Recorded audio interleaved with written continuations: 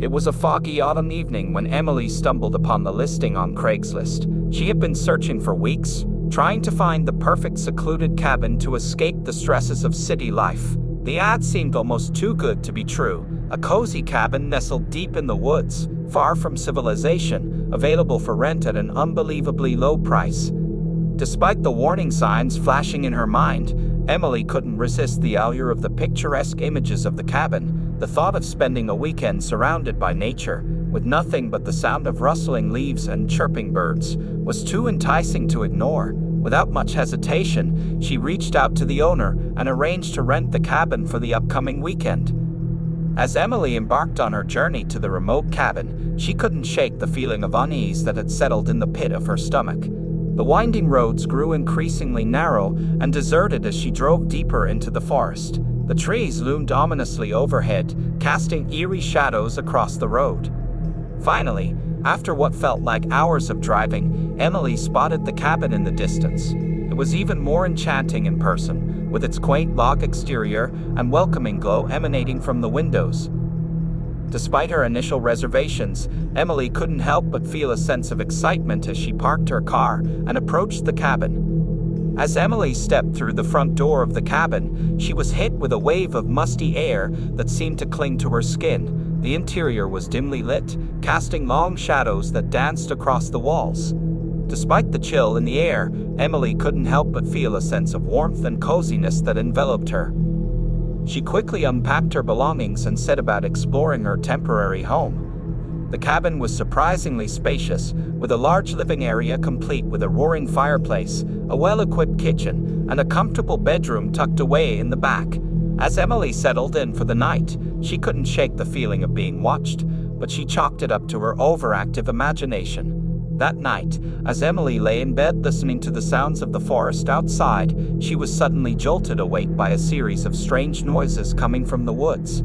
It sounded like footsteps crunching through the underbrush, followed by low, guttural whispers that sent shivers down her spine. Terrified, Emily pulled the covers tightly around her and tried to convince herself that it was just her imagination playing tricks on her. But as the night wore on, the noises only grew louder and more insistent, until they seemed to be coming from right outside the cabin door. With trembling hands, Emily reached for the flashlight beside her bed and slowly made her way to the front door.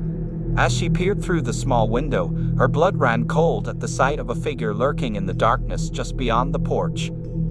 Heart pounding in her chest, Emily called out, demanding to know who was there. But there was no response, only the sound of heavy breathing and the soft padding of footsteps on the wooden porch. Summoning all her courage, Emily flung open the door and shone the flashlight into the darkness. What she saw made her blood turn to ice. Standing before her was a tall, gaunt figure dressed in tattered rags, with hollow eyes that seemed to bore into her soul. In one hand, he clutched a rusted matchette, and in the other, a sinister grin spread across his face. With a scream of terror, Emily slammed the door shut and bolted it as the figure began to pound on the wood with increasing ferocity.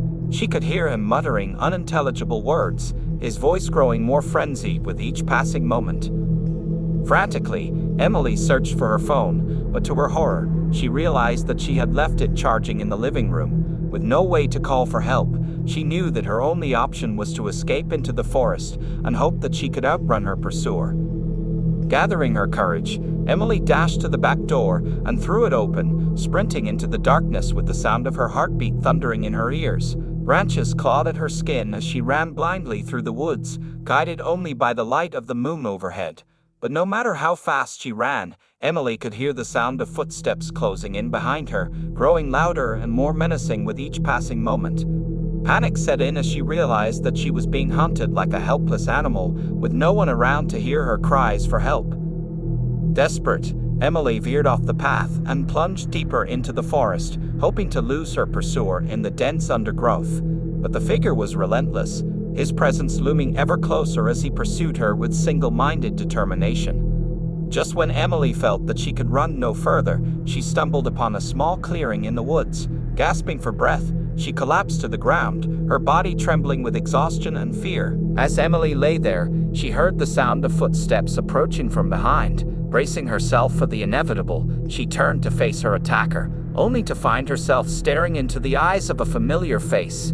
It was the owner of the cabin, the same man she had corresponded with on Craigslist. But instead of the friendly demeanor she had encountered before, his expression was twisted with malice, his eyes burning with a madness that sent a chill down her spine. With a sinking feeling in the pit of her stomach, Emily realized the horrifying truth. She had stumbled upon the lair of a deranged killer, luring unsuspecting victims to their doom with the promise of a secluded retreat in the woods.